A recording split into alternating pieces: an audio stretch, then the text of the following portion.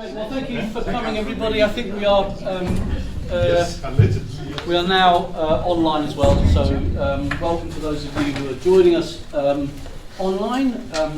This is a seminar that's going to be given by Heikki Hiilamo. Heikki tells me that name is a domesticated Finnish name given to your family by your grandfather, apparently, because you had a Swedish surname originally.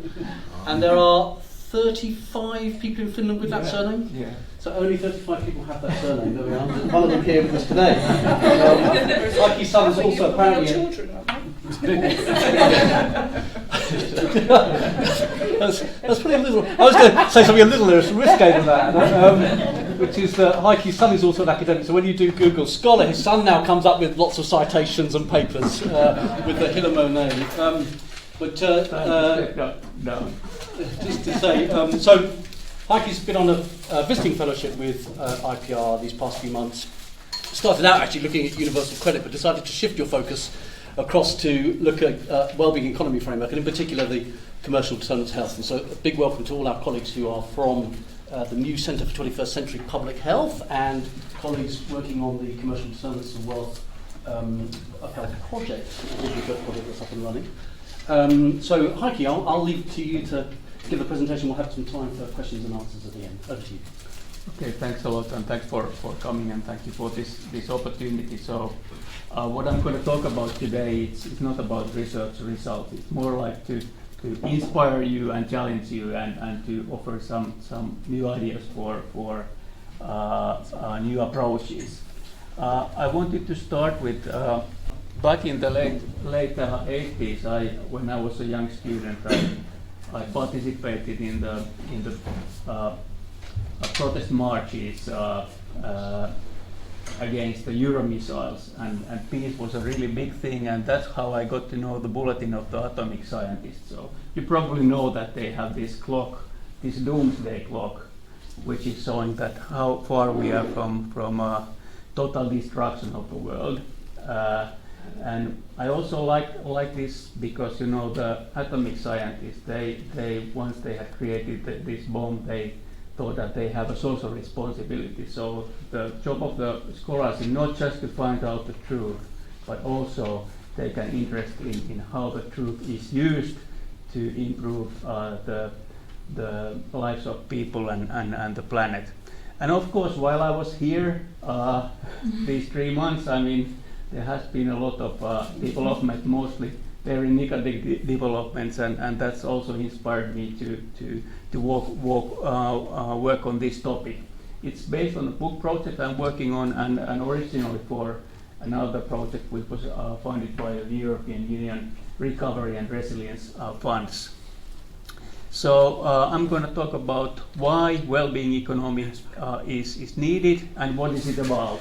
And then I'll talk about shortly commercial determinants of health. So some of you are more familiar with this concept than others, so I'll have just a short introduction. And then I'll talk about commercial determinants of health from 3 perspectives, which are built into the well-being economy concept, or economic, social, and ecological sustainability. And finally, I'll talk about some encouraging country examples. So first to start, what is the kind of ultimate goal of pursuing economic progress? So I don't know if we that often start to think about that, and there is one answer. So I wonder if you know who this person is. Richard Layard. That's Richard Layard, and he was speaking at the Wellbeing Economy Forum in Iceland almost 2 years ago, but actually he gave exactly the same presentation a year ago. And I was very impressed by his presence there. And this is his idea that we just need a single measure. So what the best is the life satisfaction. So people are asked a simple question overall: how satisfied are you with your life nowadays? And you're probably gonna guess what's gonna be the next slide. So you know that again, Finland was ranked as the happiest country in the world. This is an old slide, but it hasn't changed so much. I think the country average currently is already 7.8. So they have a 3-year average, but anyway, Finland was on the top of the ranking. So we are the happiest people on the planet. Probably if you know Finns, you're probably not going to believe that. It goes as a joke, sometimes as a bad joke in Finland. Well, we are the happiest country in the world. But there is something to it. I'm quite certain. And what's kind of impressive, and it speaks to Richard Laird's point as well, that it's not just about the money. I mean, we are somewhere in the middle in terms of GDP per capita, and there are countries which are much richer, and they are not so happy as other countries. And by the way to convince the Finns why we are the happiest people is to say that, well, we are not so happy, but everybody else is way more miserable. But of course, I guess the most concerning question is that is the kind of ecological sustainability in high-income countries. So if we take just a kind of a rough approach, we could say that in terms of social and economic sustainability, in relative sense, we are quite well off. But in terms of ecological sustainability, we are overshooting. You might wonder which is this country over there. Do you have any guess? Which one? The far right? Yeah. Saudi. You're saying No. I already mentioned the name of this country. It's Iceland. And that's probably the reason why they're organizing this seminar. Actually, they wanted to have it as a kind of a competitive event for the Davos Economic Forum. Is that It's because of the fishing grounds mostly. Oh. So they have 3 dimensions for this global footprint, and the fishing ground is one of them. But in any way, my main point is that we are all overshooting, and we should start thinking about ecological sustainability also in other fields besides ecology or natural sciences. And this is something I'm going to come back to in my presentation. So what is this well-being economy? It's kind of a concept which I think it emerged almost simultaneous in different parts of the world, and there is no single definition. But the main idea is that you're trying to think about not just the present generations, but also the future generations.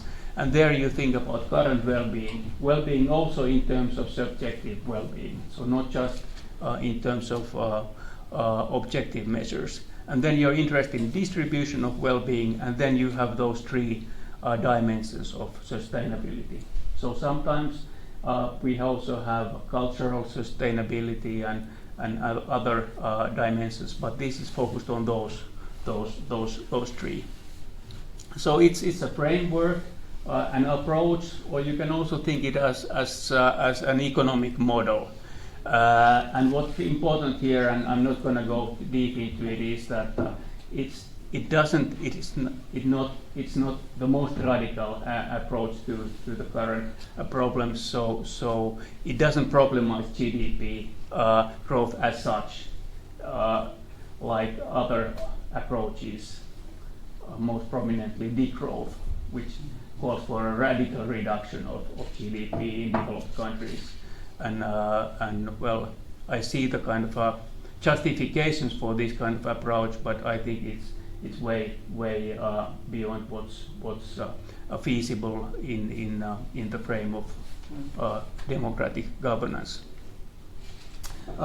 So this term has been embraced and endorsed also by some international organizations, most prominently HWO. They have the 77th World Health Assembly almost a year ago, and they had this statement that to include an economy of well-being perspective, horizontal international policies, and put people and their health and well-being at the center of policy making.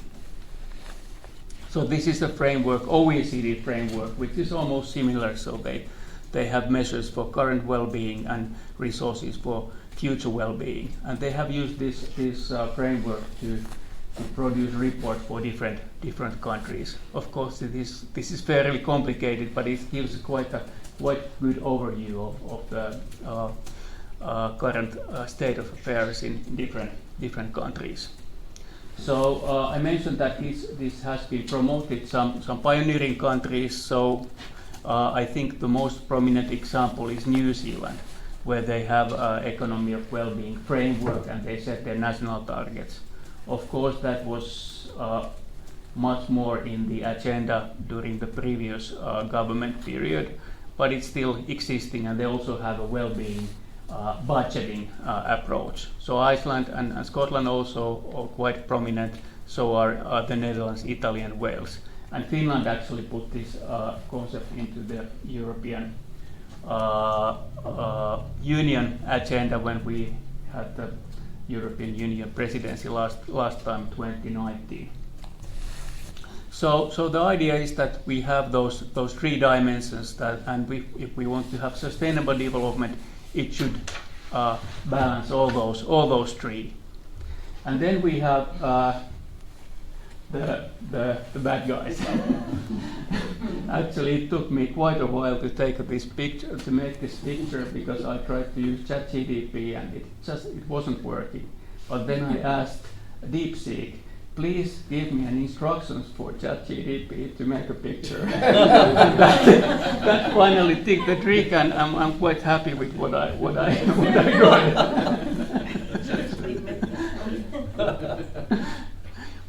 So the commercial determinants of health. So it's the definition is about how businesses, practices, and market forces shape health outcomes, and it concerns those kind of sin products or harmful product categories like tobacco, alcohol, ultra-processed food, junk food, and gambling. Why I put nicotine here is that currently we have some nicotine products which don't contain any tobacco any longer. So nicotine is synthetic in those products, and it has a lot of importance for policy making. And it's mostly discussed in terms of barriers to regulation. So we have the very strong industry lobbying and influence, and I'm going to talk about it briefly later on. And the industry is always telling that it's about jobs and tax revenue, and those are important. So that's why we need to have the free market also for these. And also the regulations are very complex. So if you really get into it, kind of a European Union tobacco product directive or any other directive, it's just the very little details which can be decisive. So it takes a lot of resources to argue for health and well-being against the industries. So what is the kind of a combination of these two concepts then? It illustrates the tension between profit motives and public health, and it boils down to this question of what is actually the benefit of economic progress, or which are the conditions under which the companies are allowed to make profit.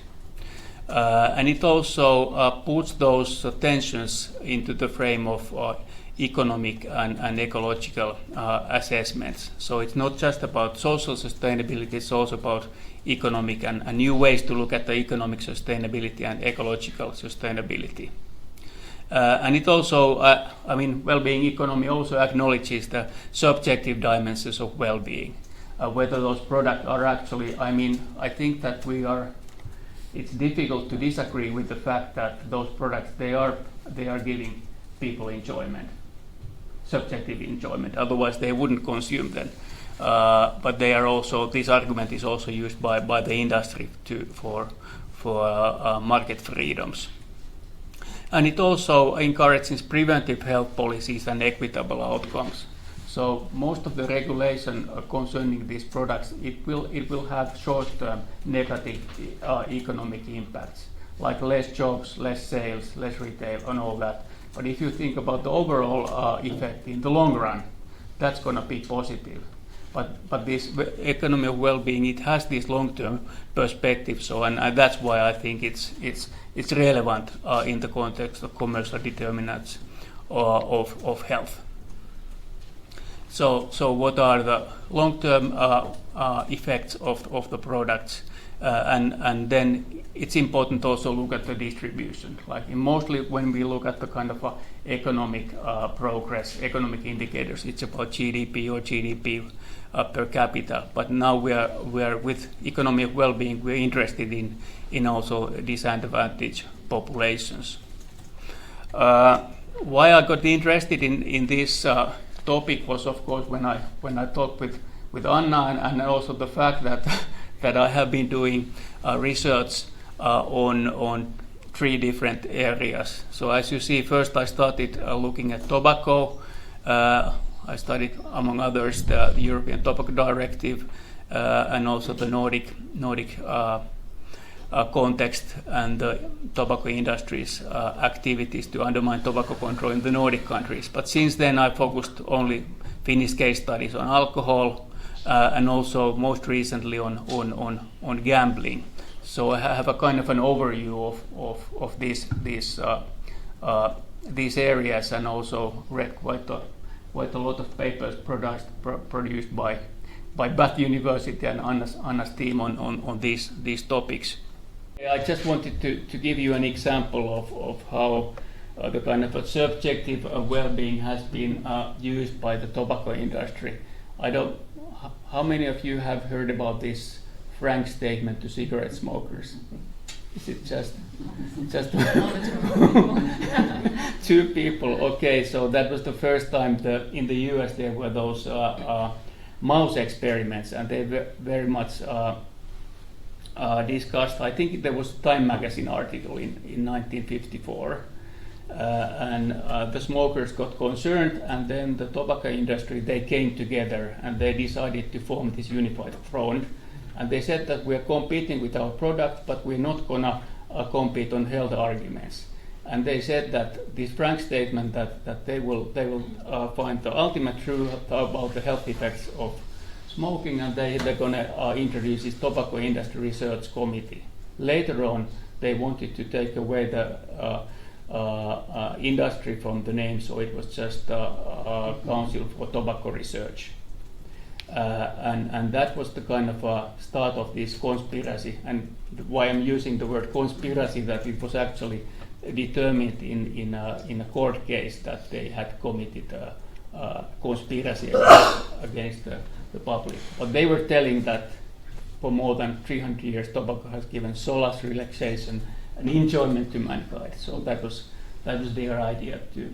And I think this kind of argument is always there when we talk about commercial determinants health, that people, they want to use these products and they think that they are getting the enjoyment, but then the larger question is that what are the conditions under which these products can be manufactured and marketed, and what are their long-term effects.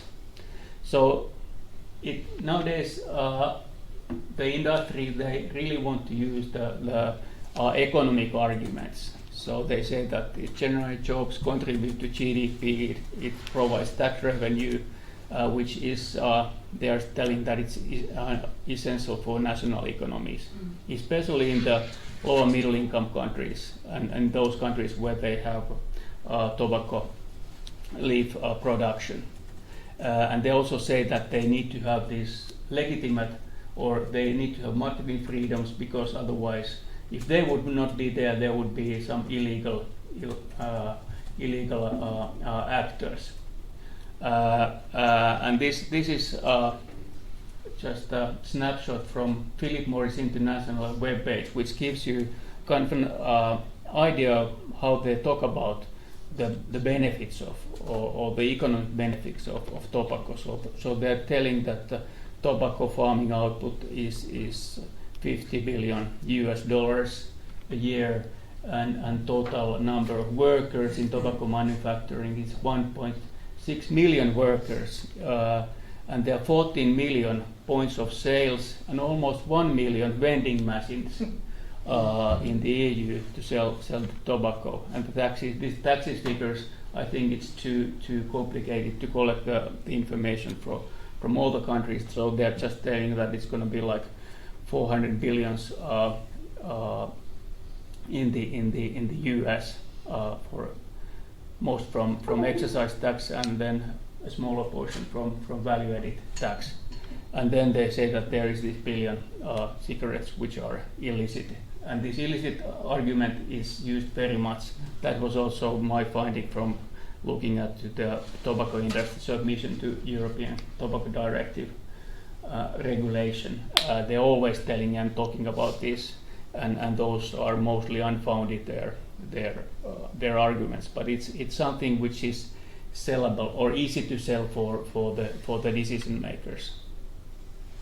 So there is this kind of a cost-benefit myth that they say that they are contributing to the economy, but when you look more closely to their argument, the harm is outweighing the benefit. So if you talk about the healthcare cost and social cost, so far we haven't added up the ecological cost, but if you would even add that to the calculation, that would look even worse for these products. Then the social consequences, and I'm including health into social consequences, and it's mostly about non-communicable diseases, which are the main cause of morbidity and mortality in high income countries. So that's, I don't know what is the percentage, but it's got to be really big. And the most important diseases are heart diseases, diabetes, cancer, COPD, and the main risk factors are exactly those caused by these harmful products. And the risk factors are often commercially promoted. So I think it was my collaborator and my boss at the UCSF who coined this idea that I have to check with Anna whether it was Stanton Glantz who said that tobacco industry is the vector of the tobacco epidemic. Steve Sweeney said it first. Oh, he was the first, but I think that's a quite good way to capture what's going on. So it's the industry produced epidemic. So if you look at from probable burden of disease, the kind of a leading risk factor for disease, and this is global. So this is not just for high income countries. And you look at these risk factors, they nearly all of them relate to these products. Smoking contributes to other categories, also for low birth weight and short gestation. So it's really an important part of this risk factor for morbidity and mortality, and also a very important factor for the kind of malleable factors. I mean, factors where we could make an impact. For, of course, eventually we're all going to die. There is no point to argue that, but I mean, the healthy life years are very much affected by the industries which are producing these harmful products. And the thing is also that those harms are disproportionately affecting low-income and marginalized communities. So I remember one piece of anecdote from tobacco industry was that there was a guy who was promoting the cigarettes, and then he appeared in some TV advertisements, and then he was surprised that the guys who were the bosses, they were not smoking, and he was, why are you not smoking? And it's only for the stupid people. So, and then they have those targeted marketing strategies, and there's a clear geographical clustering of harmful products. I'll just give you another example from gambling, which is that, and it's kind of a special case. So in Finland we have a gambling monopoly, and the receipts or the profits from the gambling monopoly, especially for the slots machines, is used for to support associations which promote health and social well-being. So that's why this setting has been in existence for a long time. But now some scholars, they have studied that the distribution of the slot machines are placed where people have the lowest incomes, and they have the highest prevalence of gambling problems. And that's why these are very important factors for health and economic disparities. And we know that those disparities, they are very difficult to alleviate, especially in terms of social policies. It could be also go for health policies. But with these policies for regulation, they can be quite effective. And then finally about the environmental impact. So we know already something, I think, mainly from tobacco industry, that they cause deforestation. It's not a very good crop even for the farmers, the tobacco leaves. And the pollution issue is very important. In the European Union we have a plastic directive which is also discussing the cigarette butts, and it's actually cigarette butts is the most common trash. So in terms of quantity, it's the way by far the most common form of trash. And actually, what happened in Finland was when this directive was prepared by the Ministry of Environment, they invited Philip Morris to talk with them. Although we have signed, as nearly all the countries, the Framework Convention on Tobacco Control, which has Article 5.3, which actually says that tobacco industry should not be included in any policy preparation. And well, we were able to prevent that disaster from happening. But anyway, it just speaks to the fact that the industry is trying to make an impact everywhere. Food industry, it's a very big contributor to plastic waste, also to emissions from livestock, and I'll show you another slides. And alcohol industry also has negative environmental impacts. If you look at the global emissions, all the emissions, CO2 emissions, the food is 1/4, and over there very big part is coming from livestock. So methane from cattle is very important, and the way the big food is having an impact on our diet, it has a very big ecological footprint. And I think we quite often talk about that in terms of individual consumption. So whether you're a vegetarian or low meat or not, and what kind of products do you read the product label or that. But I mean, if we want to have impactful policies, they have to concern the industries. That's way more influential than just looking at individual choices. And so far there is quite little research on environmental impact on health-harming industries, and perhaps this is an area where more work should be done to look at the kind of not just the social and economic consequences, but also environmental consequences of harmful industries. There is some research. I'm most familiar with the research which is conducted on tobacco control. Perhaps there is also something else on other industries, but I'm not knowledgeable of that. Then finally, some encouraging examples. So I already mentioned New Zealand, and I think it's no wonder that those countries which are progressive in well-being economy, they're also quite progressive in attacking the commercial determinants of health. So New Zealand has a legislation which bans sales for future generations, and they have also made investments in preventive care and mental health services.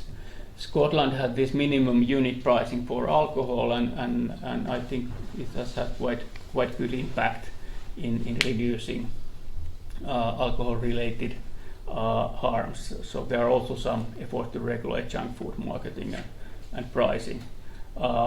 This is a kind of an outlier. It's a country which has a very low GDP per capita, this ideology is based on this Buddhist ideology, which I also find quite attractive. But I think it's not just coincidence that Bhutan, which is looking at the national happiness index, this is also a country which has it's the only country in the globe which has a total ban on alcohol sales.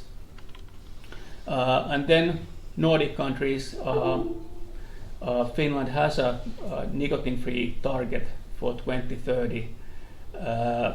It looks like we're not really getting there yet by 2030, although we have made quite good progress.